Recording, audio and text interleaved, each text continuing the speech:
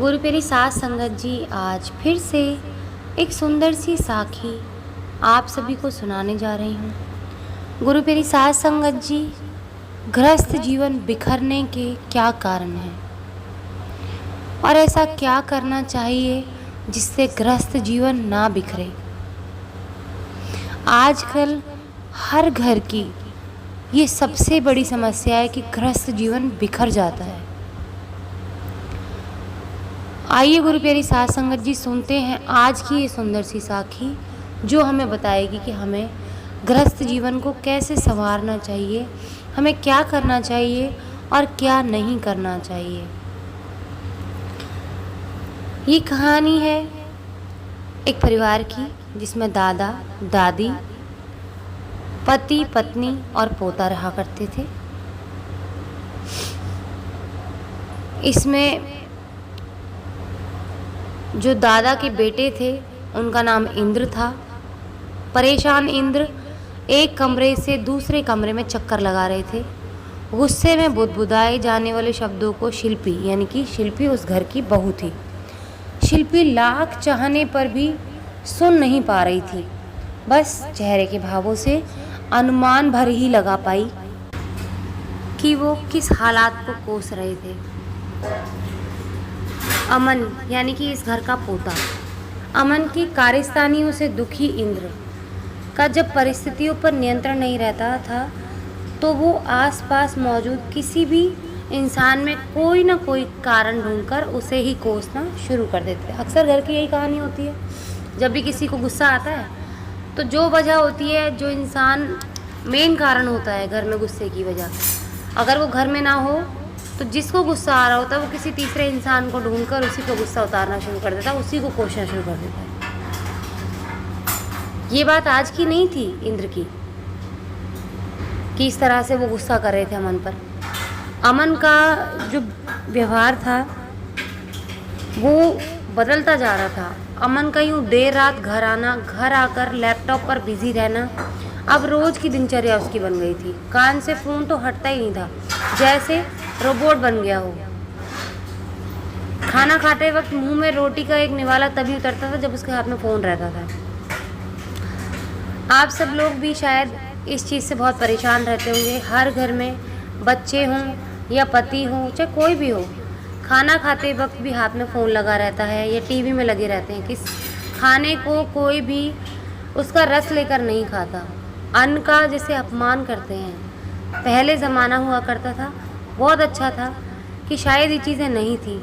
मैं तो यही मानती हूँ कि पहला ज़माना बहुत अच्छा हुआ करता था, जब परिवार एक साथ बैठकर ज़मीन पर प्लाथी मार के खाना खाता था और खाने के हर निवाले का आनंद लेता था। अब तो खाने के रस का तो मतलब पता ही नहीं है। ना खाने का रस बनता है और ना शरीर में ताकत आती है और बीमारियों से भी शरीर घिरा रहता है। तो गुरु प्यारी साध संगत जी, आगे चलते हैं साखी की तरफ। अमन की दिनचर्या में मौजूद रिश्तों के सिर्फ नाम भर ही रह गए थे।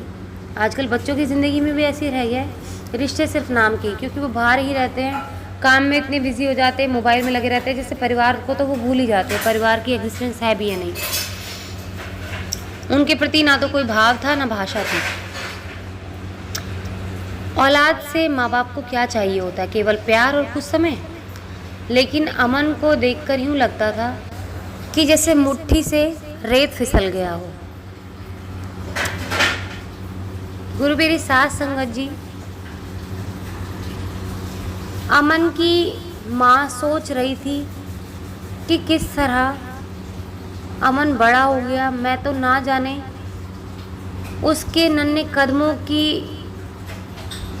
चलने को भी अपनी आंखों को रिझा नहीं पाई कि उसके नन्हे कदमों को चलते हुए भी मैं इतना नहीं देख पाई, क्योंकि हमारे घर में शुरुआती दौर में इतना बुरा हाल था कि मैं अपने आप में ही डिप्रेशन में जैसे खो सी गई थी और मैं बच्चे के नन्हे कदमों की आहट को न सुन पाई, ना उसकी किलकारियों को सुन पाई, ना उसकी हरकतों को, प्यारी प्यारी हरकतों को देख पाई ठीक से, ना उसे जवान होते देख पाई, क्योंकि मैं अपने से ही बाहर नहीं आ पा रही थी।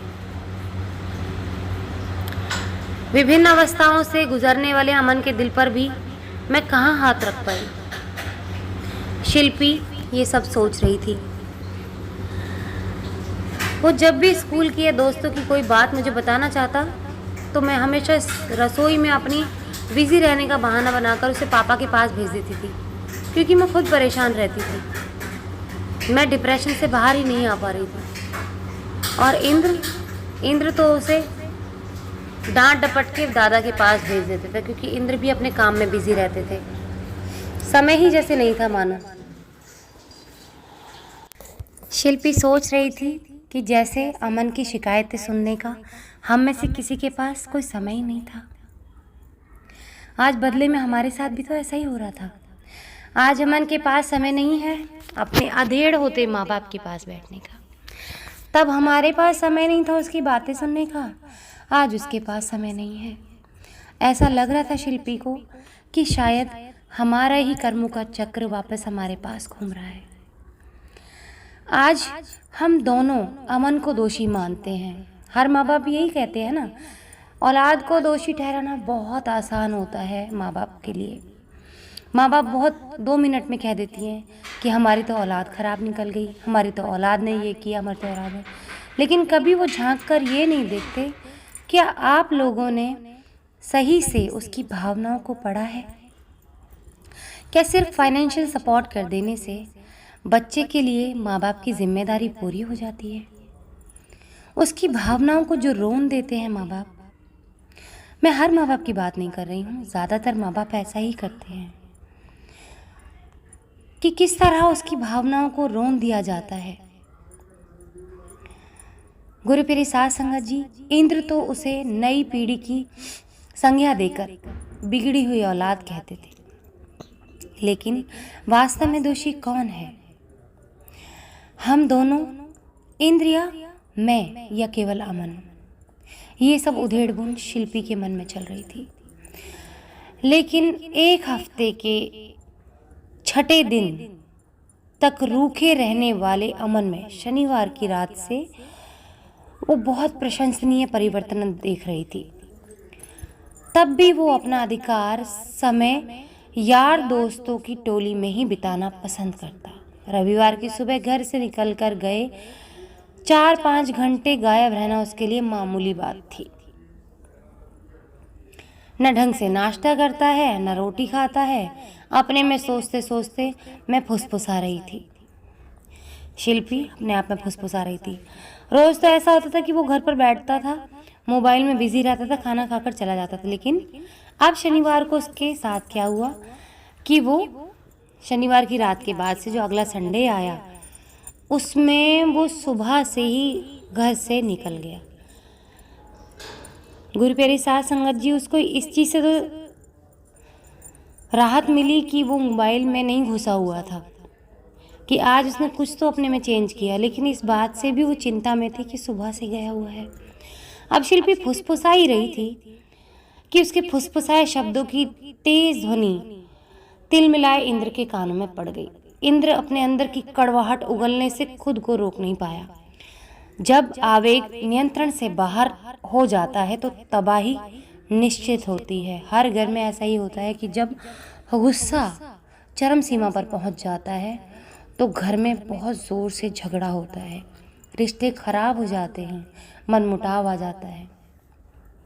गुरु प्यारी साध संगत जी, सद्व्यवहार के बंधन टूटने लगे तो क्रोध भी अपनी सीमाएं तोड़ने लगता है।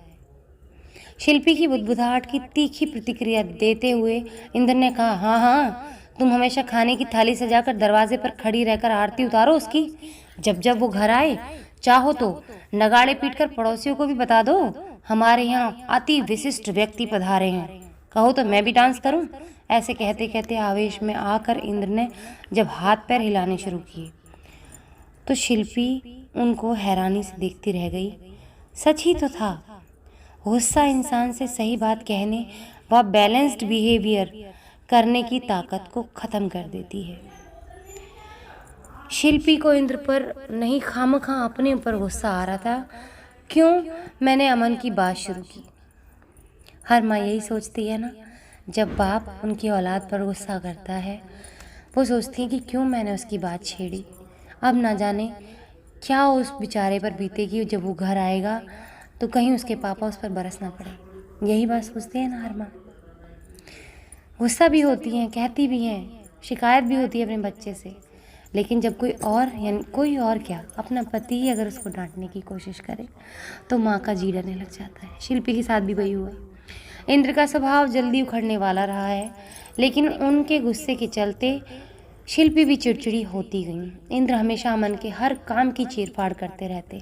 शुरू में अपनी गलती मानकर इस काम में सुधार करने वाला अमन को भी लगने लगा कि उसके काम की आलोचना सिर्फ आलोचना के लिए की जा रही है और इसे ज़्यादा महत्व देना बेकार है। ये सब सोचते सोचते शिल्पी ने अपने दिमाग को झटका। तभी विचार आया कि बस बहुत हो गया, अब इन सब से मुझे खुद को नहीं, इंद्र को भी बाहर निकालना होगा। आज सुबह से माहौल में पैदा हो रही गर्माहट में थोड़ी सी ठंडक आ जाए, इसलिए शिल्पी ने इंद्र को पनीर परोसते हुए कहा, आप यूँ तो उसके कमरे में जाकर बार बार देखते हो कि वो ठीक से सोया है या नहीं, और वैसे छोटी छोटी बातों पर बच्चों की तरह तनक जाते हो। आपके दोस्त राजेंद्र भी उस दिन समझा रहे थे, याद है ना, कि गुस्सा आए तो बाहर निकल जाना। बस अब क्यों गुस्सा कर रहे हो? इतना कहना ही था शिल्पी का। शिल्पी ने इस पर ये और कह दिया कि बस अब बहुत हो गया, बच्चे के पीछे पुलिस की तरह लगे रहना, जीने दो उसे अपनी ज़िंदगी, ठोकर खाकर ही तो संभलना जानेगा। मैंने समझाने की कोशिश की, यानी कि शिल्पी ने समझाने की कोशिश की, तो इस पर इंद्र बोले, ऐसा है शिल्पी मैडम, जब तक जिंदा रहूं आंखों देखी मक्खी नहीं निकली जाती। घर है ये सराय नहीं है कि जब चाहे कोई अपनी सुविधा और ज़रूरत के मुताबिक मुंह उठाकर चलाए और देहरी पर खड़े दरबान की तरह हम उसे सल्यूट मारें। दोनों हाथों को जोर से जोड़ते हुए इंद्र जब बोला तो शिल्पी को उनके अंदाज पर हंसी आ गई। रविवार को फिर अमन 10 बजे का चाय पीकर निकला सुबह का, और 1 बजने को था। अब तक भी वो घर से गायब था। बहुत मन करता है कि हम सब एक साथ बैठें। शिल्पी सोच रही थी कि मेरा बहुत मन करता है हम सब एक साथ बैठें, लेकिन इस नीड में मैंने हमेशा एक सदस्य की कमी पाई है, कभी इंद्र की, कभी अमन की। इधर हम पति पत्नी व उधर मेरे बूढ़े सास ससुर की आंखों में एक दूसरे के साथ बैठकर भरपूर समय बिताने की लालसा के सपने तैरते ही रह जाते। अपनी सास गिरजा के साथ बैठी उदास मन से शिल्पी दरवाजे की ओर टकटकी लगाए देख रही थी। आंखों में रह रहकर आंसू उमड़ते जाते, जिन्हें शिल्पी बड़ी सफाई से पहुंचती जा रही थी कि तभी माँ जी बोली, बेटी मन को भीगी लकड़ी की तरह मत बनाओ कि धीरे धीरे सुलगती रहो। अमन के नासमझ व्यवहार से ही जी अपना मत किलसाओ। शिल्पी बोली, माँ जी अभी शादी होगी उसकी, आने वाली बहू के साथ भी अमन का ऐसा व्यवहार रहा, मैं किसी के माँ बाप को क्या जवाब दूंगी, उस बच्ची को क्या जवाब दूंगी। शिल्पी की बातों को बीच में ही रोककर समझाते हुए माँ जी बोली, आने वाली कल की चिंता में तुम बेकार ही नई समस्याओं को जन्म दे रही हो। तुम्हें पता है ना, तुम डिप्रेशन से गुजर रही हो। कभी इंसान हालात के परिणाम कुछ सोचता है, लेकिन उनका दूसरा ही रूप सामने आता है। नदी का जल अनवरत बहता रहता है, लेकिन वो रास्ते में आने वाले पत्थरों के बारे में पहले से सोचकर बहना तो नहीं रोकता है ना। ठीक वैसे ही इंसान को चलना चाहिए, इसलिए पहले से परिणामों के बारे में सोचकर दिमाग का बोझ बेकार में मत बढ़ाओ मेरी बच्ची।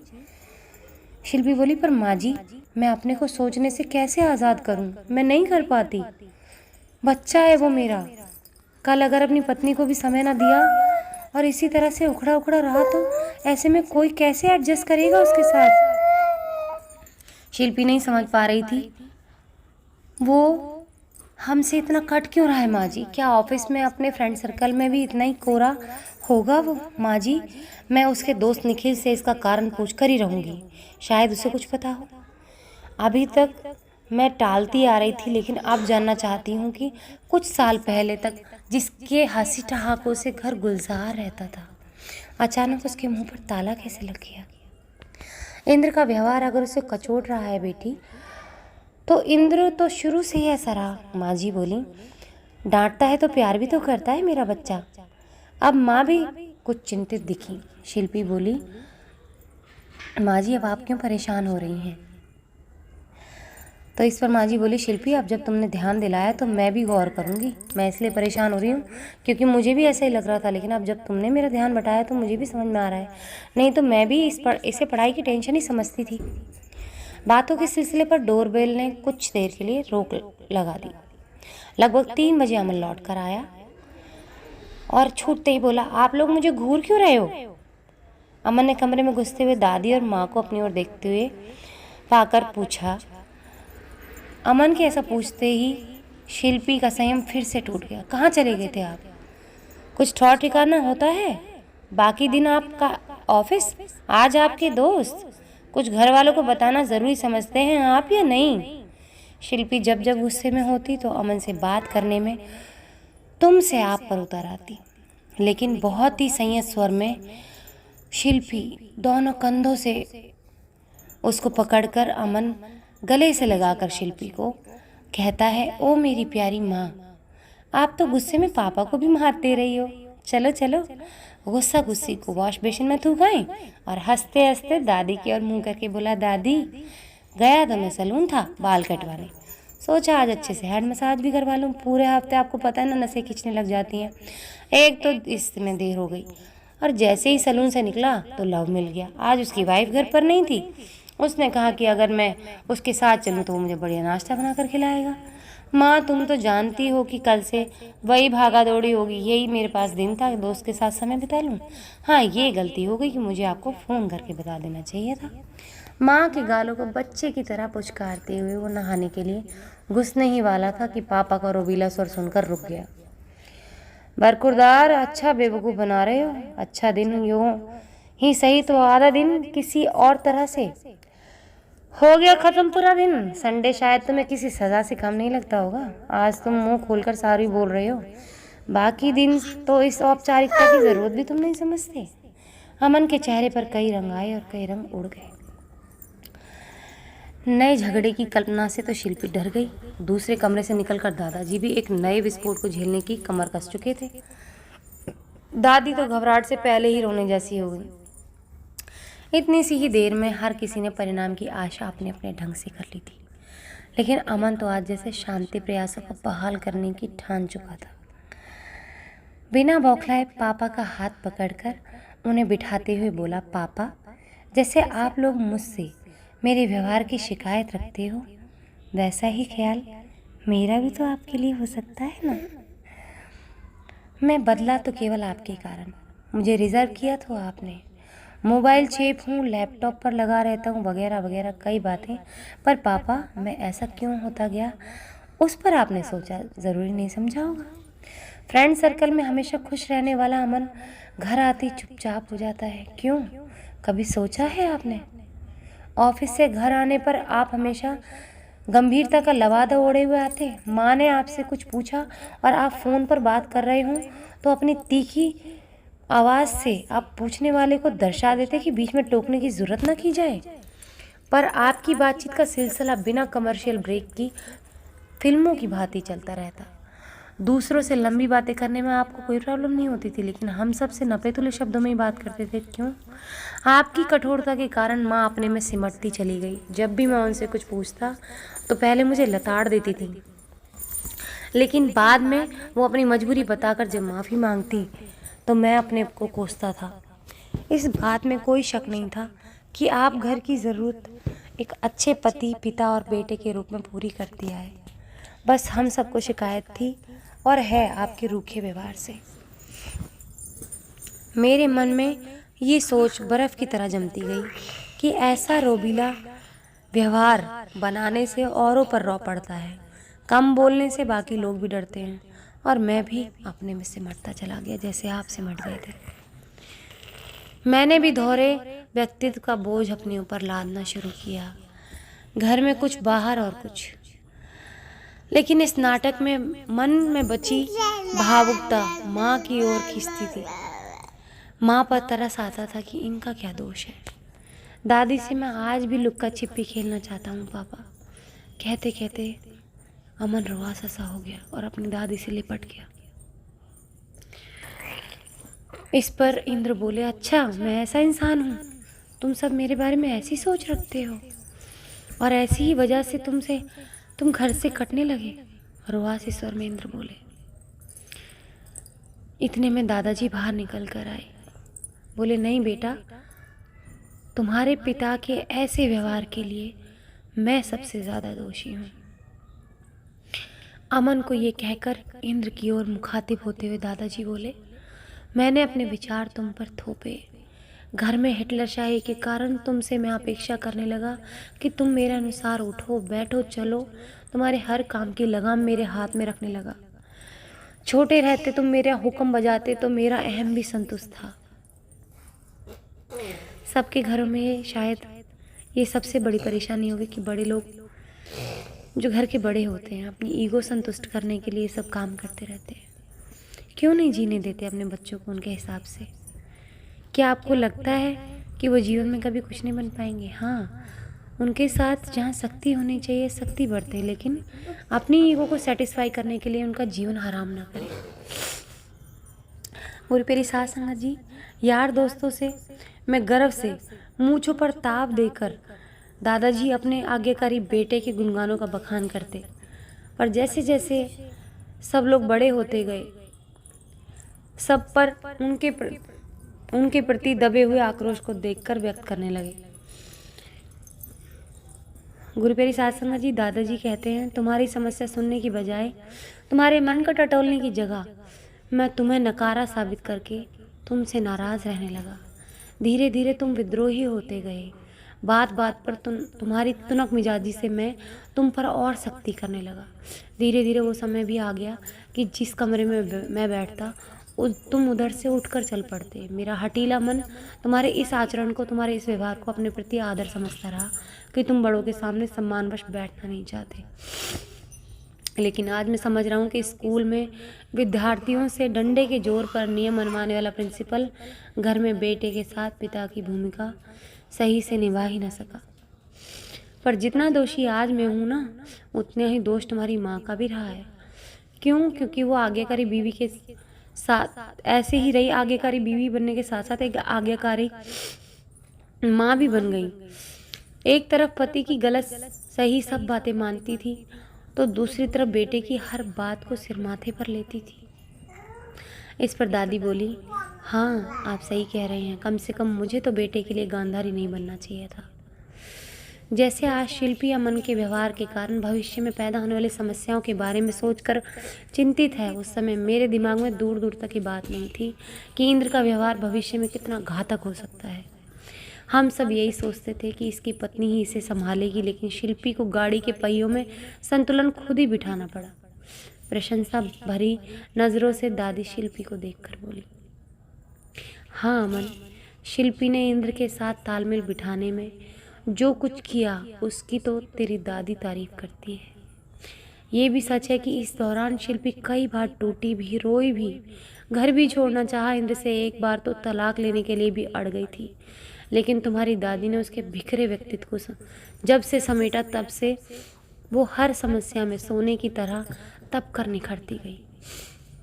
ससुर जी ने एक छिपा हुआ इतिहास खोल कर रख दिया, यानी पीढ़ी दर पीढ़ी चलने वाले इस झूठे अहम की दीवारों को अब गिराना एक ज़रूरत बन गई है। जीवन में केवल प्यार ही स्थान सबसे ऊपर होना चाहिए। प्यार का स्थान सबसे ऊपर होना चाहिए। दादाजी बोले कि जीवन में केवल प्यार का ही स्थान सबसे ऊपर होना चाहिए। ईगो को कभी रिश्तों में नहीं लाना चाहिए। इसे जीवित रखने के लिए दिलों में एक दूसरे के लिए केवल सम्मान होना चाहिए, हट नहीं। अमन बोला, अच्छा अगर तुम इतनी ही अच्छी सोच रखते थे तो तुम हटीले क्यों बने? पापा की ओर से दगे इस प्रश्न का जवाब देते हुए अमन हौले से मुस्कुराया। तब क्या मैं आपको बदल पाता? और दादा, क्या आप ये मानते कि आपने अपने बेटे के लिए कुशल पिता की नहीं, प्रिंसिपल की भूमिका निभाई? यानी दादा से पापा, फिर मैं इस खानदानी गुंडागर्दी का अंत ही नहीं होता। बोलते बोलते अमन के साथ सभी हंस पड़े। मेरी खुशी का तो और छोर ना था, क्योंकि आज मेरा मकान वास्तव में एक घर बन गया था। शिल्पी बैठे बैठे मुस्कुरा रही थी। शिल्पी सोच रही थी कि मैं तो कहाँ सोच रही थी, मेरा घर बिखर गया है। आज मेरा घर सही मायने में घर बन गया। गुरु प्यारी साध संगत जी, परिवार में बातचीत और कम्युनिकेशन गैप नहीं होना चाहिए। बैठकर सबको बात करनी चाहिए, एक दूसरे की भावनाओं की कद्र करनी चाहिए। तो इस कारण से घर बना रहता है, गृहस्थ जीवन बर्बाद नहीं होता। और अगर सब लोग अपने ईगो में लगे रहेंगे तो गृहस्थ जीवन बर्बाद हो जाएगा, आगे आने वाली पीढ़ियां भी खराब हो जाएंगी। और फिर हम जब अपने कर्मों को नहीं निभा पाएंगे इस तरह से, तो हम अपने परम धर्म यानी कि परमात्मा के सुमिरन को भी नहीं निभा पाएंगे। जब हम अपने कर्मों को में उलझ जाएंगे, बिखर जाएंगे, तो कहाँ से हम सुमिरन में ध्यान लगा पाएंगे। और जब हम अपने कर्मों से मुक्त हो जाएंगे कि हाँ हम अपना कर्म अच्छे से कर रहे हैं, तो हम अपने सुमिरन में भी, गृहस्थ जीवन में ध्यान लगाकर सुमिरन में भी ध्यान लगा पाएंगे और 84 से भी मुक्त हो पाएंगे। गुरु प्यारी साध संगत जी, आज इसी के साथ इस सुंदर सी साखी को यहीं समाप्त करना चाहूँगी। मिलती हूँ आपसे अपनी अगली वीडियो में नई साखी के साथ। तब तक के लिए खुश रहें, सुमिरन करते रहें, सच्ची सेवा करते रहें।